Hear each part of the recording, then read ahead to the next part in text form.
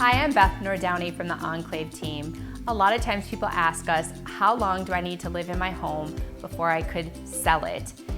This often is asked when they're considering renting or owning. What we like to say is it really depends on the market, the price range. There are some factors that go into it.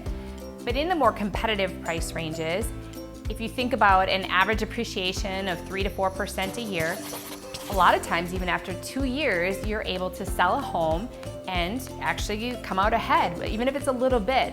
A lot of times what people find is that they really enjoy living in a house versus an apartment, or maybe having a yard with a fence. This is something we definitely can help make sure that the numbers are right for you, even if you're coming for a short period of time, less than 4 years, and you're not sure if you're going to stay in the home. This way you can make the right decision. Please call, text, or email us, and we'd love to help you with the strategy.